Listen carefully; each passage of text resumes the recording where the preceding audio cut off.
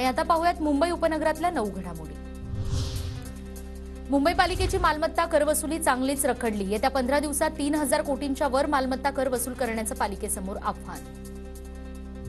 मुंबईतील वाढतं प्रदूषण रोखण्यासाठी आता बेस्ट बसच्या बसगाड्यांवर एअर प्युरिफायर यंत्रणा।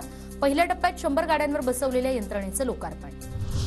आणि अखेर मेट्रो 3च्या चाचण्यांना सुरुवात। आरे ते बीकेसी मार्गिकेचं 94% काम पूर्ण। मार्गिका सुरू होण्यासाठी आणखी काही महिन्यांचा कालावधी लागणार।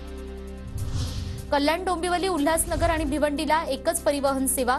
अंबरनाथ, कुळगाव, बदलापूर पालिकेचाही समावेश। मंत्रिमंडळ बैठकीत निर्णय। विद्यापीठांकडून यूजीसीच्या आदेशांना केराची टोपली। राज्यभरातील तब्बल 11 विद्यापीठांचा समावेश।